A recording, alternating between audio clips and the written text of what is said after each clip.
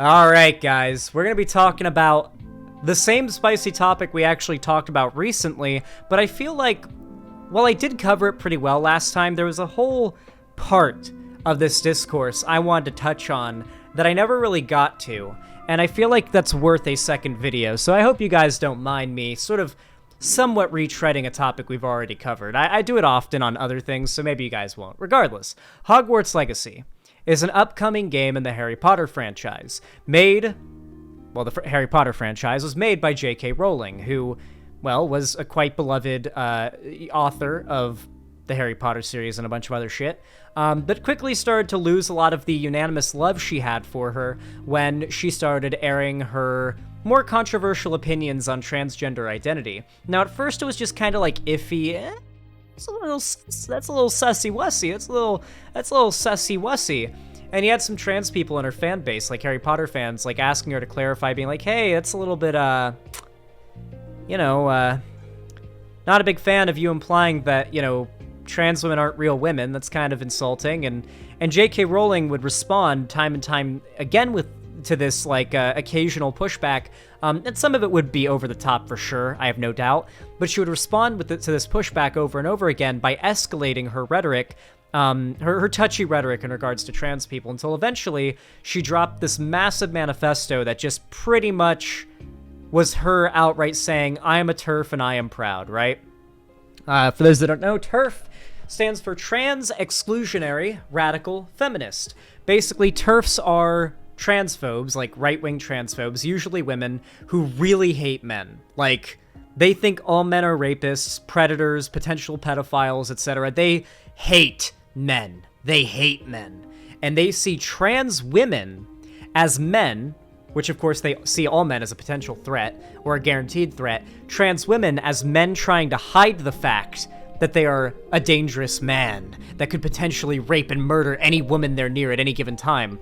And so they appropriate these seemingly very progressive feminist talking points that are all centered around protecting women and protecting their spaces and protecting their rights, when in reality they're just weaponizing progressive-sounding rhetoric to push for ideology and ideas and policies that will only result in hurting trans people, as opposed to helping cis women, as they claim to want to. In fact, a lot of what they say and do ends up hurting cis women. Their transvestigation tactic, where they try to determine whether or not women on the internet are hiding that they're trans, has resulted in them harassing and falsely accusing of being trans, which of course they basically mean predator, and they'll of course treat trans people as such. They accuse cis women of being trans and treat them like they're men that are predators pretending to be women.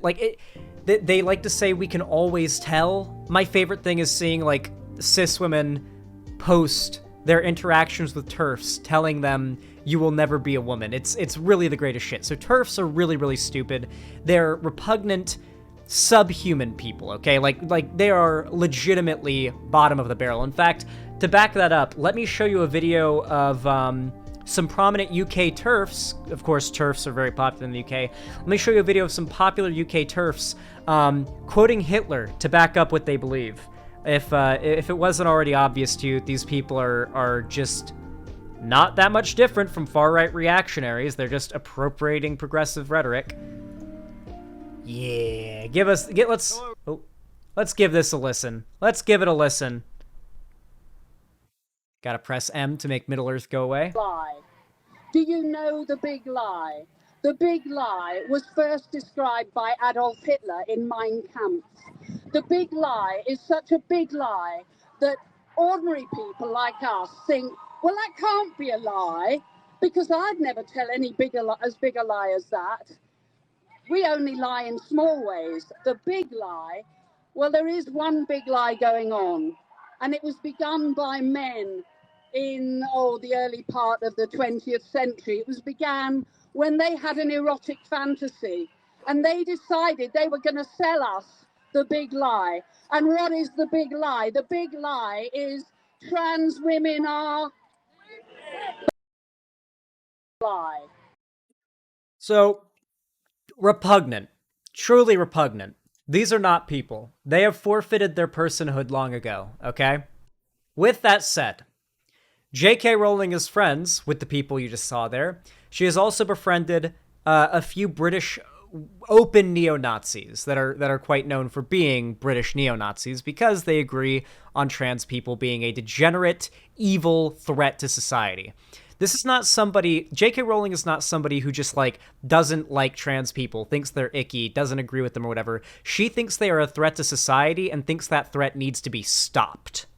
So, Hogwarts Legacy is a very, very anticipated upcoming game in the Harry Potter universe. I'm probably going to play and stream it. But let's just say I won't be giving JK Rowling any money. I'll leave it at that.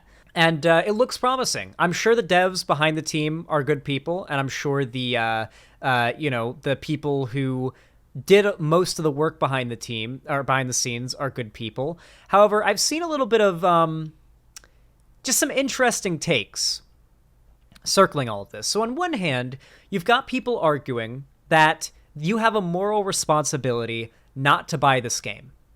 Because if you buy this game, you are giving money to JK Rowling. Now, it doesn't just end at that, okay? It's not just the principle of giving a transphobe money. JK Rowling has gone out and said that the money that she makes off of the proceeds from Harry Potter products, as well as the continued support she receives for her products, she sees as validation for her positions, and she also uses that money to further her anti-trans causes. So as much as I hate to admit it, the sales of Hogwarts Legacy will be going to support anti-trans causes, much in the same way that buying Chick-fil-A goes to their funding of conversion therapy camps back in the day. Do they still do that? I think they still do that, right? Is that still a thing? I think that might have been like a 2000s thing and not still a thing. Are they still funding conversion therapy camps, Chick-fil-A? Pretty sure they do. They do? Okay. For those that don't know, conversion therapy is torture to like make people be straight, like trying to force people to be straight with torture. So yeah, like it's not just like, oh, you don't want to fund people who are aberrant human beings. It's like, oh, the money from this is going to support movements, causes, and institutions that are actively vying to take the rights away from trans people. And they are doing that. They are like, look at the bills. We've covered them on this channel. The Don't Say Gay bills, the forced detransition bills they're trying to do for people up to the age of 26 years old. Like they've completely forgoed the idea that they're cool with people transitioning as long as they're an adult. It's up they're expanding the age range up to 26, and eventually, I mean, in some states they're trying to make it fully illegal. So to be clear, across the world right now, notably across the Western world, because that's where I'm more, tuned in on what's going on, there is a unanimous push by right-wing institutions, including TERFs, to take away trans people's rights. I want to clarify, before we go into this, that most of the people arguing that Hogwarts Legacy should be boycotted for sales are not arguing that you are a transphobe or bad person because of the moral idea of paying JK Rowling, and she's a bad person. They're not saying it makes you transphobic or not care about trans people or yada yada yada because she made the product and consuming the product makes you transphobic through some magical means. That is not what is being argued. The argument from the position of people who argue that the game should be boycotted, and I'm not necessarily taking that position here, the argument from those people is that that money will go to causes and will embolden causes that will take those people's rights away from them. Like, institutional rights away from them. With that said, a lot of people who are very well-meaning, and I know they're well-meaning, and they generally hold pretty good positions and are good people, have been, I would say, unfortunately misled by the rhetoric around all of this. And I've seen a lot of tweets from people that I generally like who just clearly don't understand the deal with the boycott. Now, I will admit, and this is one of the go-to responses from people who don't agree with the boycott, is it won't do anything. And this is completely true. The boycott will have no effect if the game is good, okay? The only way this game fails financially, and it still might not in this scenario, is if it flops as a game. Like, if it's just a bunch of asset flips, buggy as fuck, no performance. Like, If everything that could go wrong with this release goes wrong, maybe then it'll flop. But if not, this game is going to be a financial powerhouse of a success, okay?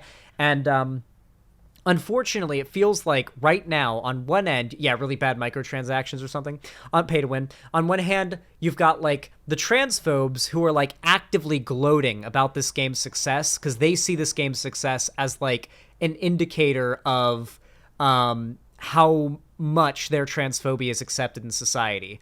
Or, alternatively, they see those that are ambivalent to it and don't care as, like, look at all these people that don't give a fuck that we want to murder trans people.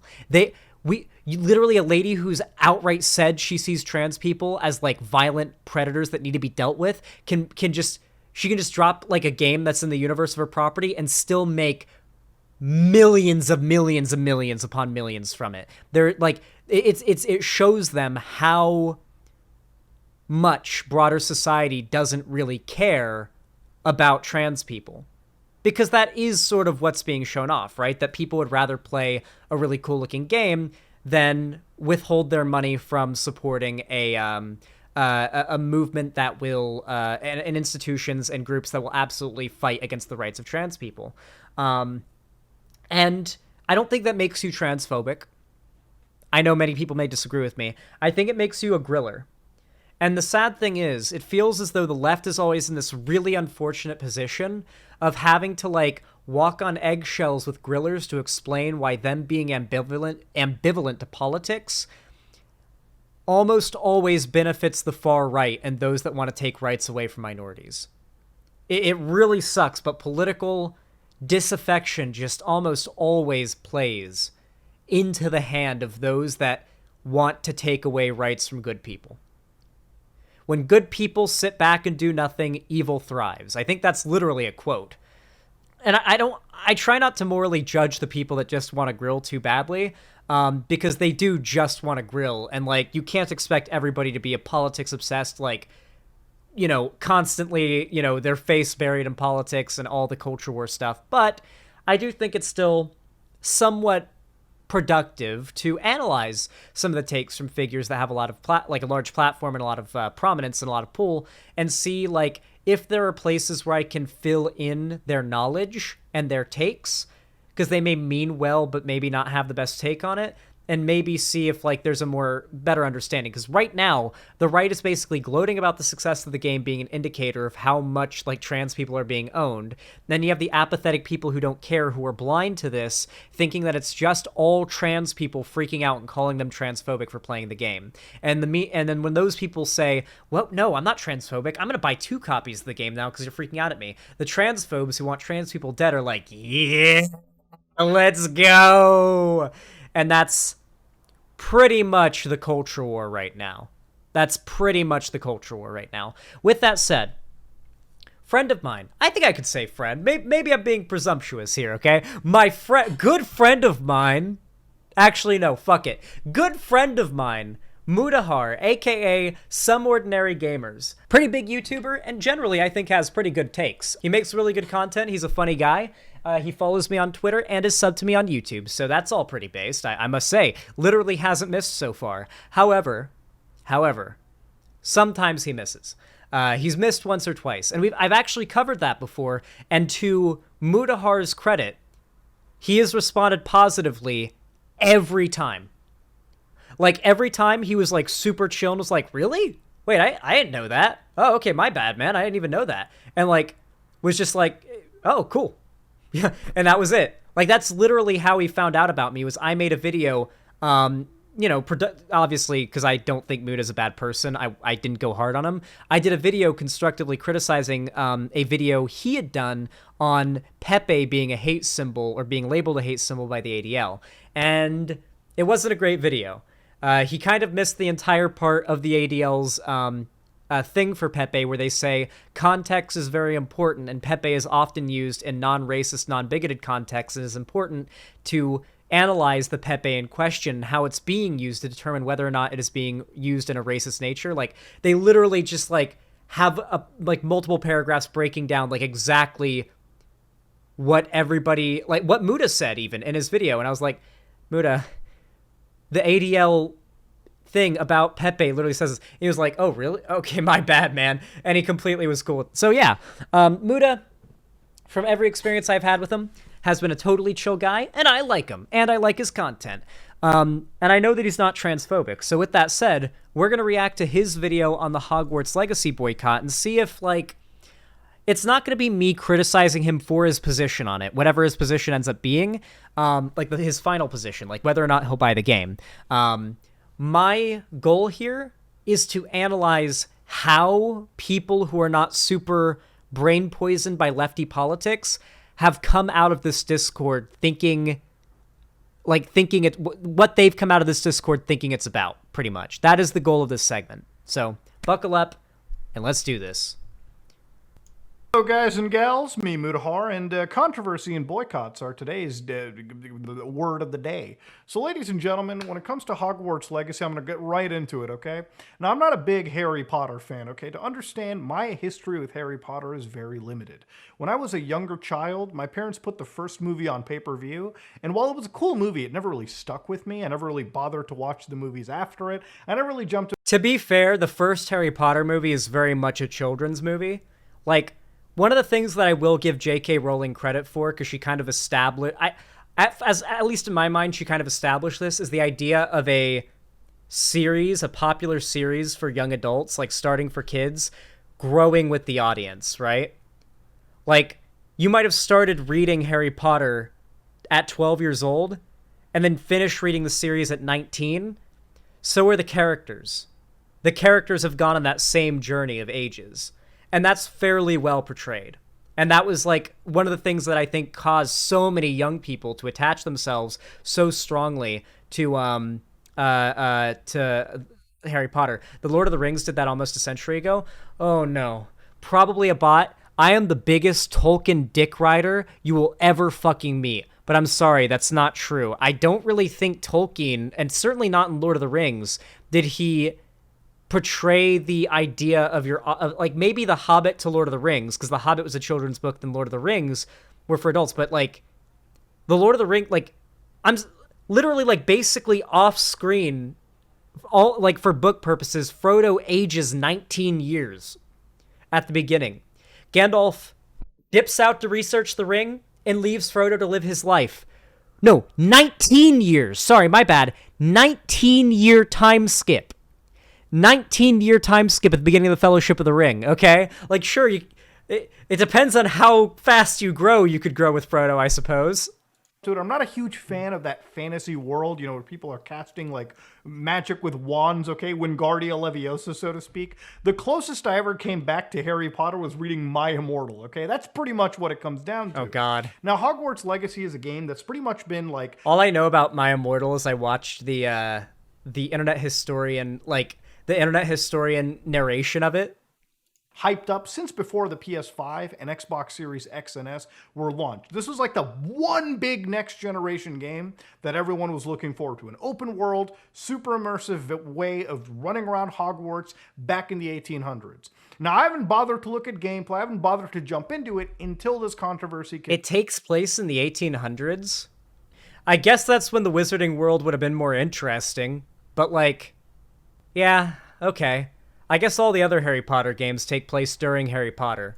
Then, you know, if it's one thing about boycotts and controversies and social media attention, once you see it blowing up in your feed so much, you're eventually going to look into it. And boy, did I look into it, okay? Now, if you look into the game Harry Potter, the Hogwarts Legacy, it is a game made by a team that is pretty much the Rocksteady of Harry Potter, okay? They actually care a lot about the source material, and it really does seem like if you're a Harry Potter fan, this is the one serious Harry Potter game you pretty much don't want to miss. The last actual serious Harry Potter game was probably like the Deathly Hallows game, or I think it was the Prisoner of Azkaban game, which was like the PS3. I'm not even talking about Lego Harry Potter. Lego stuff is fun with your... Okay, Lego Harry Potter went hard as fuck, though. Like nieces and nephews. Hell, honestly, talking about... That's just a Lego game thing, though. Nieces and nephews, when it comes to Harry Potter, I was surprised at how popular the franchise still is. Now, I'm sure for a lot of people who grew up with the game, they're like, yeah, I like Harry Potter. But even looking at the franchise now, you're talking about movies, forget the movies, the books.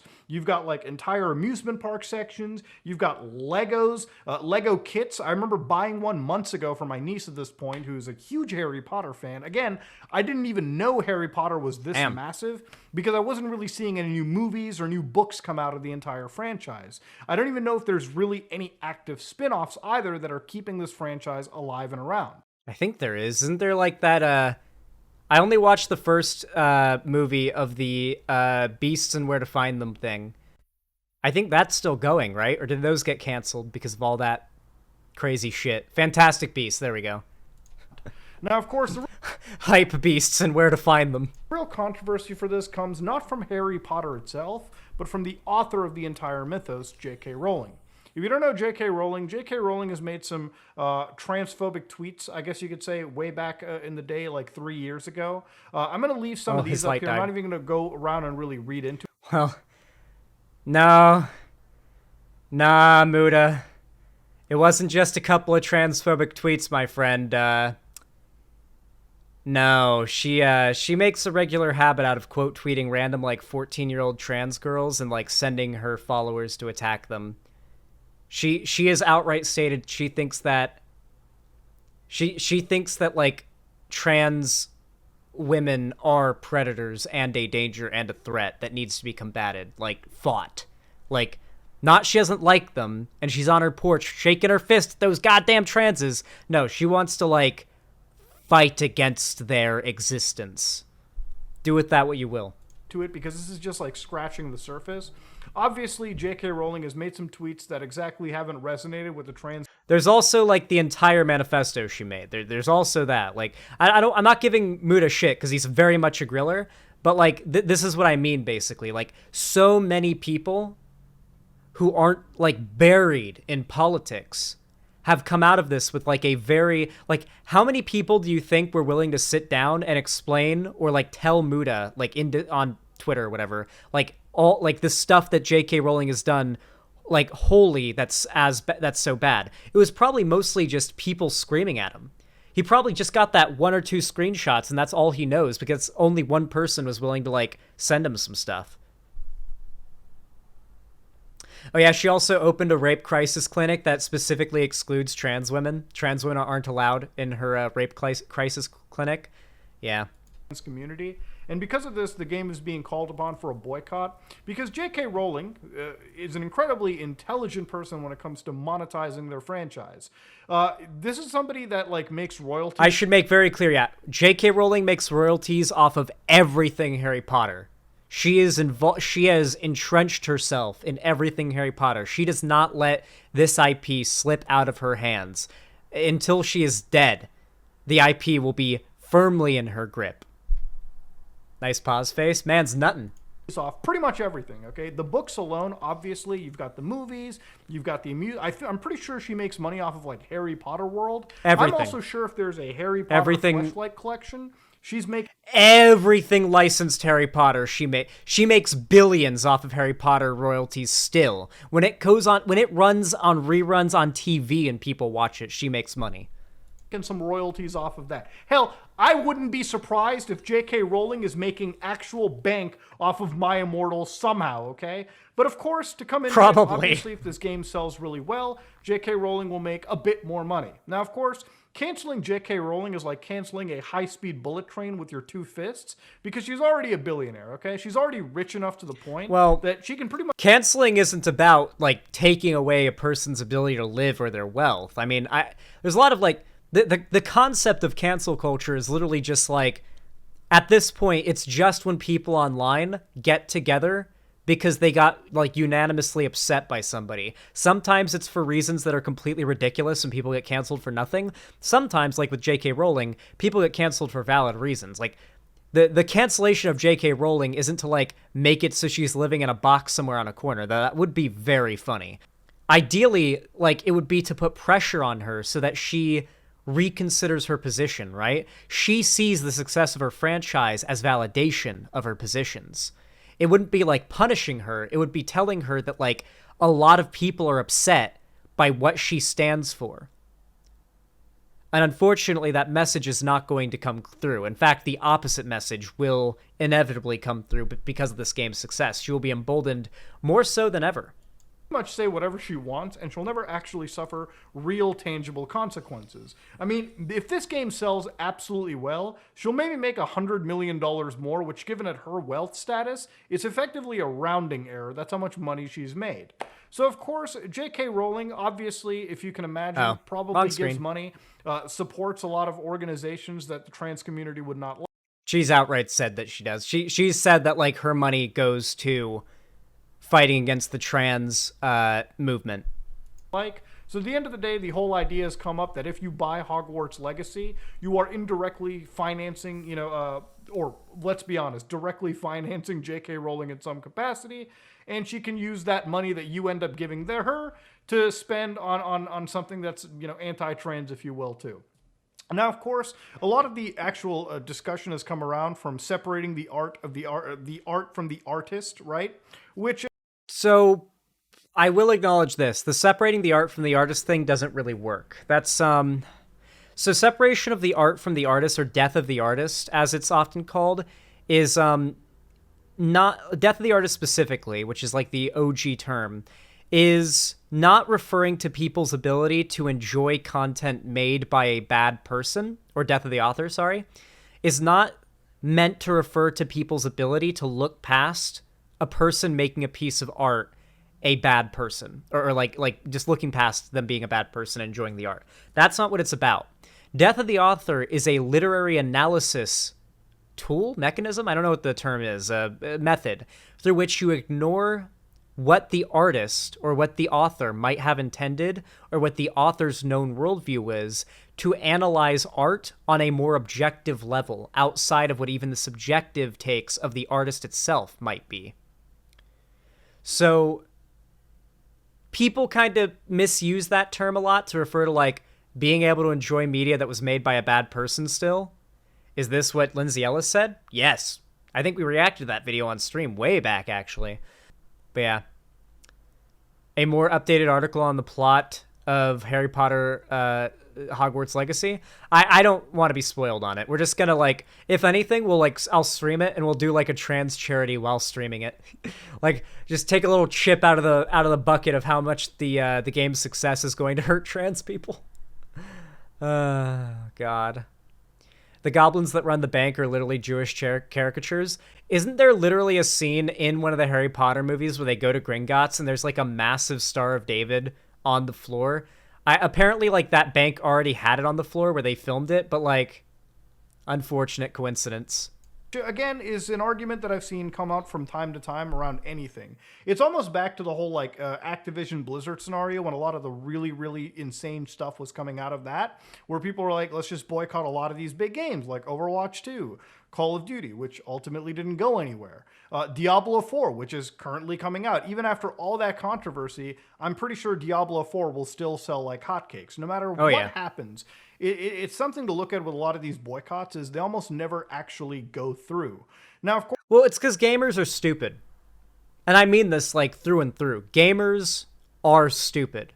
Look at, like, any game that's in development that's going to come out soon. Look at, like, the subreddit and the discussion around it. Look at any concept, comment section of a game trailer. Look at any, like, the comments on any article about, like, bad...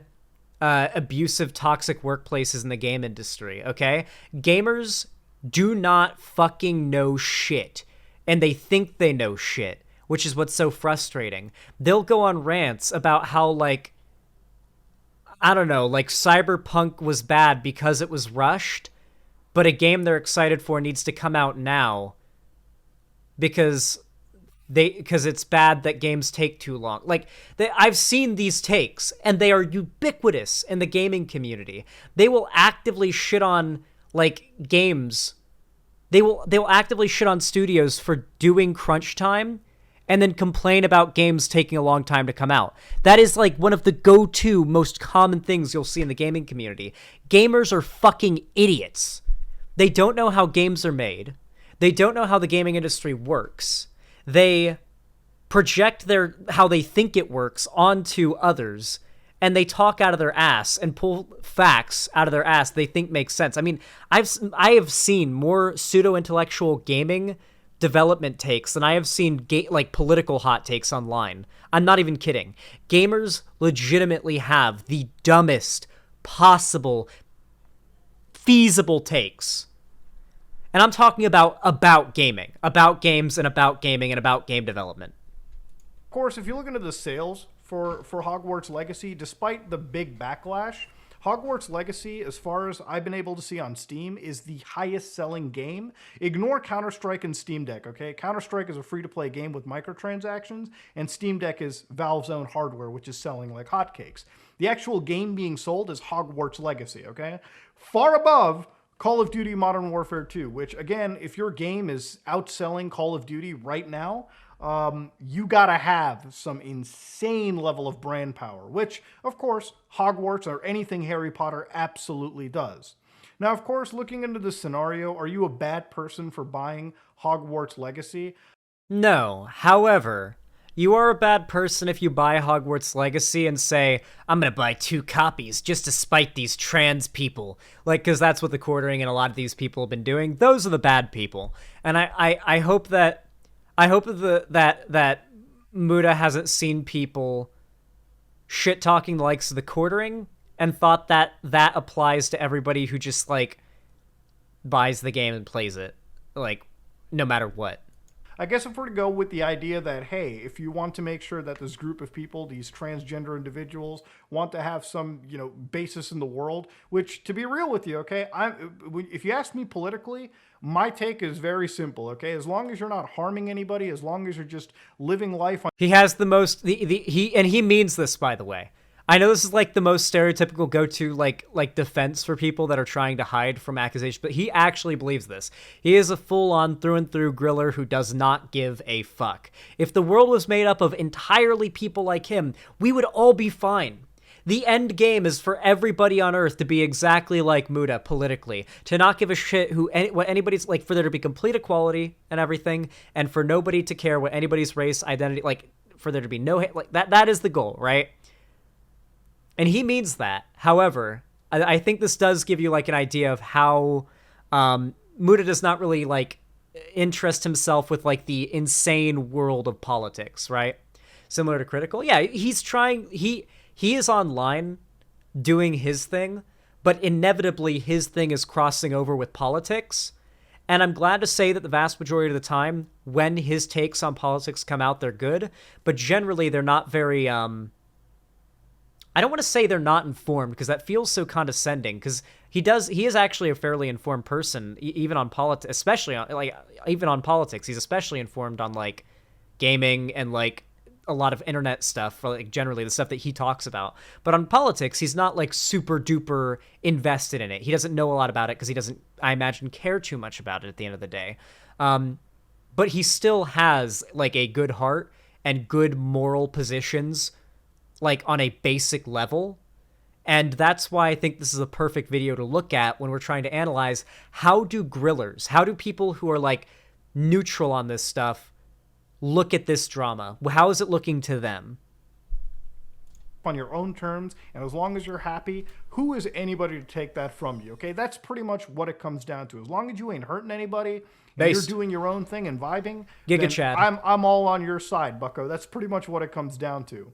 Now, of course, are you a bad person for supporting this video game? It's a reality that without or with this boycott, ultimately JK Rowling will be completely unaffected for the most part, given that the royalties she'll make will actually This is true. This is objectively a true statement. Gloss over the fact that this will actually hurt Avalanche Software and those developers a lot more than anything else. People have to understand that when it comes to Harry Potter or it comes to a franchise, I don't think the boycott will really hurt the developers.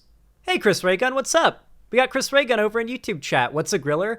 Griller is basically like just being a complete normal person. Like you are not politically obsessed. You are not like in the culture war. You are not like waking up every morning, checking Twitter, wondering what side politically is winning every day. You're just doing your own thing, focusing on what you like. And then occasionally you are like kind of being forced to get into politics. But when you do, your takes are like, who cares what trans people are doing? Are they hurting anybody? No? Then why do you care? Gay people? They're not hurting anybody. Let them do what they want to do. What, weed? Yeah, weed should be like that kind of stuff, right? That's what a griller is. Somebody who's like holds good moral positions but isn't super invested in politics. Franchise this big, and it comes to licenses handed out like this, there's a lot more people suffering under the weight of these actual I guess they just want to grill boycotts than, again, JK Rowling. If you want it to impact her directly, there's better ways than this. But of course, when it making response videos to her is actually a very good way. Actually, like, unironically, like, just him talking about JK Rowling being transphobic actually does a lot of good. Like, he doesn't need to do some, like, really virtue signaling, like, call out. Just like, hey, here's what JK Rowling has said. Yeah, trans people aren't very happy with it. Like, I think that's actually pretty reasonable and, like, positive, like, coverage of it. I think that the people who are not already, like, the people who don't already hate trans people would probably see that and be like, oh, okay, it seems like JK Rowling holds some pretty bad opinions on trans people. At the very least, they'd come out of it with, like, a more, knowledgeable idea of what JK Rowling believes, right? This game does look exciting, though. It looks like Dark Souls. Is this literally going to be Dark Souls? Like, are these Estus flasks? Is this going to be, like, Harry Potter Elden Ring? Is that what this is? Sorry, Elden Ring, not Dark Souls. It's more like Elden Ring. Is that what this is basically, like, being hyped up as? Like Harry Potter Elden Ring? That is pretty cool sounding. That does sound pretty cool. Comes to just Harry Potter and it comes to the idea, I think the other question is, like, even looking into the controversy, there was like moments of like anti-Semitism that he's killing these dudes because of the goblins, and also a lot of looking into just Harry Potter lore itself, which is its own read, mind you. But of course, I've never been all that like into like the super, like, okay, what did JK Rowling mean by this? When we look at like how certain things in Harry Potter or her other stories could be interpreted, except for that one story where it's about like the cross-dressing serial killer that goes around murdering women. Like, that's pretty overt what she believes there. But like, like, when we talk about, like, the elves or Dobby or whatever, I think that there's definitely stuff to, like, or Cho Chang, that character. There's stuff to, oh, God. Wait, what about the character? Kingsley Shacklebolt. Google him if you have to. Shackle, like shackles that would be on your arms, by the way. Just, yeah. Of course, looking into the controversy for a lot of these situations, as long as the game isn't necessarily pushing anything negative within its own storytelling, then I think it's truly safe to separate the game or the art from the artists themselves, especially if you know deep down this boycott isn't going to financially hurt the actual person that they want to target more than the people who are creating this one piece of media together. I think that's the really interesting part of this boycott that I look into it. Versus other boycotts, like, I don't know, say Activision Blizzard, where like directly the focal point was to actually harm the company or make a message known for a lot of their bad practices within the company itself.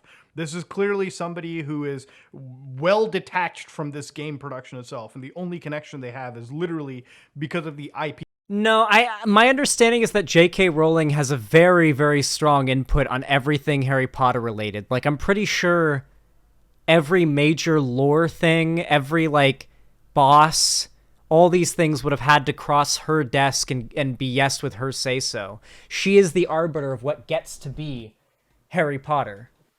Like this game and everything in it is basically being canonized by her endorsing it. So, like, she definitely knows what she's canonizing with this. That they have made, and they continue to receive royalties, fractions of money from, obviously because of licensing agreements.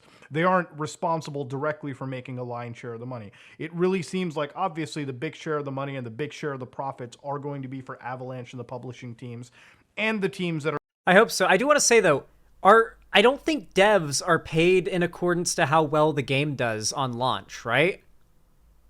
Is there, like, a bonus that devs get if the game, like, sells like hotcakes on release? Not really? No?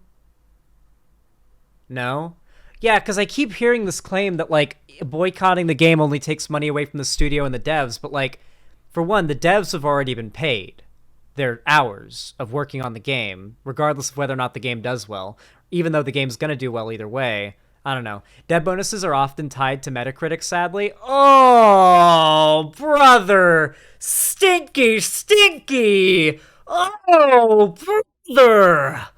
Oh, is that real? Imagine your bonus is based on what Metacritic rates the game you worked on. Oh, God. Oh, I guess I'm glad there is a bonus, because I didn't know there was one, but still, the fact that it's based on Metacritic rating, oh no, stinky. That are behind this game as well. I'm pretty sure in the last couple years, I've seen Daniel Radcliffe, pretty much all the actors and actresses for the Harry Potter franchise come out and pretty much disown whatever she's been saying. Yeah, pretty much all the actors, I think except the actor who played Hagrid, basically came out to say, yeah, we don't stand with JK Rowling. She's a hateful bird. In fact, the development team that's working on this game itself, pretty much I do not agree, as far as I've seen, on whatever J.K. Rowling has said. They're literally just it really just seems like Harry Potter fans making the ultimate Harry Potter. Yeah, the actor who game. played Hagrid passed away. A boycott that. Honestly, I can't be too mad about Hagrid supporting J.K. Rowling, or the actor who played him supporting J.K. Rowling, because, he seemed like he was overall a pretty chill guy, and he's gone now, so it's like, not really, there's just not much to talk about there. It's like, who cares, But yeah. That happens ultimately will affect the development teams over here, the publishing teams, and pretty much that's the ultimate collateral damage that also comes from boycotting this game too. If you want to have your cake and eat it too, when it comes to a game like this, consider buying it used, all right? Then you can support. There are other ways. There are ways that some may consider unnatural. Whether or not this boycott is like a thing that you should or should not do, I will not morally judge you if you buy the game, okay? Personally, I am going to obtain it a different way. That's all I'll say.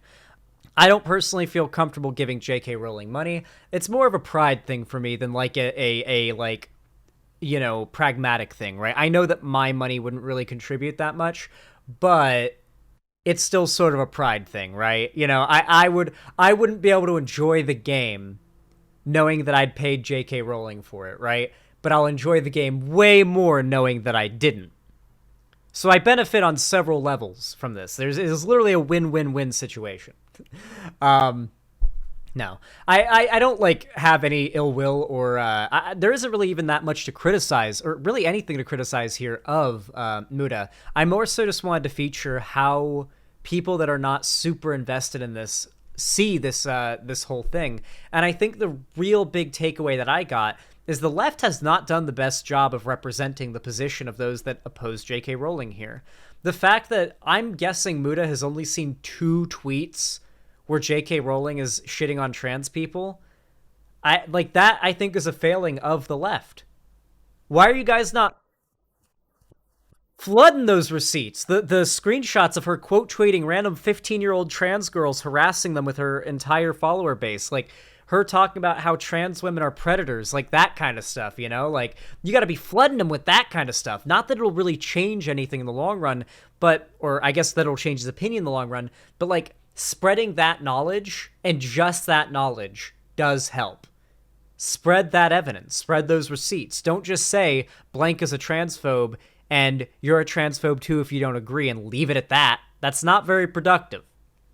With all of that said, if you enjoyed this segment, please consider leaving a like, subscribe, ring the bell icon, follow my social medias linked down below, and comment if you want to support my channel and all my other ventures. And of course, if you want to support me financially, you can always do so on my website, xanderhall.com/live, by donating, subscribing, or gifting a sub, hitting one of those 2 buttons up there. And you can also support me through YouTube, Twitch, Streamlabs, Stream Elements, and Patreon. With all that said, thank you so much for watching, and have a good one.